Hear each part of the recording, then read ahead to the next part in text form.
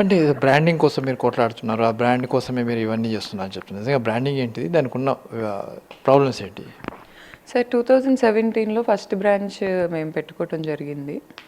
వాళ్ళ father first ఇచ్చిన లైవ్లో మొత్తం పులిహార మిక్స్ ఫెయిల్ అయింది. ఆయన ఏమన్నారంటే ఇలా బ్రాండ్ పెళ్ళయ్యాకే ఆ అమ్మాయికి ఇదే అనేది చెప్పారు. ఎందుకంటే ఆయనకి లీగల్గా అసలు నా పేరు మీద ఉందని గుర్తున్నట్లేదు. తర్వాత దొరికిపోయారు. కొడుకు కూర్చోబెట్టి చెప్పాడు, నాన్న ఫస్ట్ బ్రాంచ్ ఆ అమ్మాయి పేరు మీదే ఉంది, మేము కలిసి పెట్టుకోవటం అనేది ఆ అమ్మాయి బయటికి చూపించిద్ది నాన్న అని చెప్పాడు. నెక్స్ట్ ఇంటర్వ్యూకి రాగానే ఆయన ఏం కవరప్ చేశారు, కవర్ డ్రైవ్. అప్పుడు కూడా ఉన్నట్టుంది, ఎందుకంటే కలిసి తిరుగుతున్నారు కదా. ఏమండి, ఇప్పుడు ఫస్ట్ బ్రాంచ్ అనేది పునాది దేనికైనా, అసలు ఏ బిజినెస్ అయినా, మా బ్రాండే కాదు. అది లీగల్గా నా పేరు మీద దేనికి ఉంటుంది? పెళ్ళి కాకముందు నేను బిజినెస్ పార్ట్నర్ కాబట్టి ఉంది. ఈ జాన్వరిలో కంప్లీట్ బ్రాండ్ అనేది నా పేరు మీదకి ట్రాన్స్ఫర్ అయింది. 2022 నుంచి ధర్మ పేరు మీద ఉండేది, అది పెట్టించిన దాన్ని కూడా నేనే.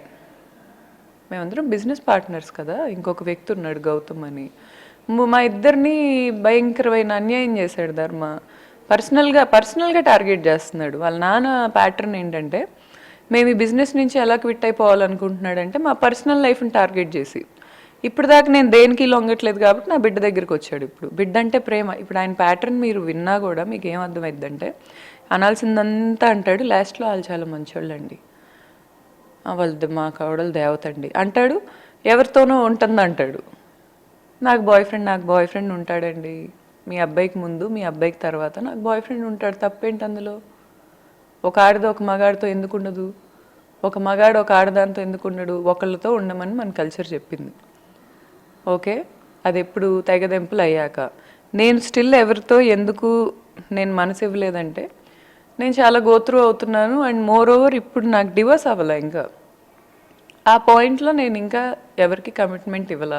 ఇస్తానేమో, నా చుట్టూ నన్ను ప్రేమించే వాళ్ళు చాలామంది ఉన్నారు, తప్పేంటి?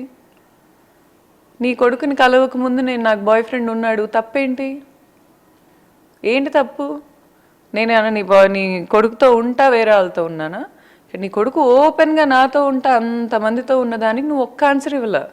అవును, సుప్రీంకోర్టు మీకు ఫోన్ చేసి చెప్పిందా ఆడోళ్ళని నాశనం చేయండి? అసలు కోడలికి ఏం అన్యాయం జరిగింది అంటే ఒక్క సమాధానం లేదు. మాకు థియేటర్లు ఉన్నాయి, మాకు బుల్లెట్ బైక్ ఉంది. నాకెందుకండి? నేను అడిగాను అంటున్నారు. కోట్ల కోసం చేస్తుంది. ఏం కోట్లండి? ఒక్క ప్రూఫ్ చూపించండి. నేను లైవ్కి వచ్చా, పారిపోయారు. ఎందుకు పారిపోయారు? మీరు కూర్చున్న లైవ్కి నేను ఒక ఆడదాన్ని రాత్రిపూట నా బిడ్డని నిద్రబుచ్చి మరీ వచ్చానంటే ఎంత ఎంత ధైర్యంగా నేను నా దగ్గర నిజాయితీ ఉందనుకొని వచ్చాను. ఎందుకు పారిపోవాలి మీరు? నేను నా బ్రాండ్ వదలను ధర్మ, నువ్వు ఏమైనా చేసుకో.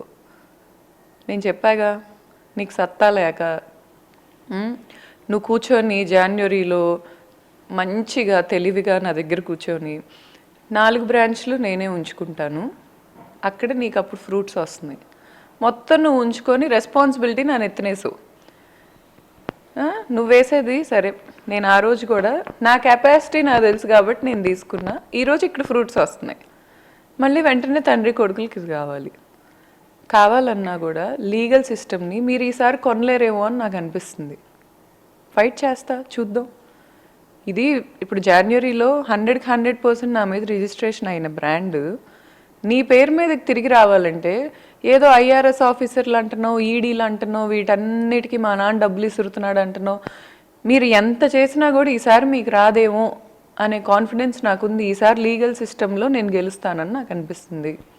నా వెనక ఎవరైనా ఉండి నీకెందుకు నాకు అర్థం కాదు. నా వెనక ఎవరో ఉన్నారని అపోహలో ఉంటున్నావు. ఉండు, ఏం చేస్తావు చెయ్యి. న్యాయం వైపు ఎవరు ఉండరు అనుకుంటున్నావా ఏంటి?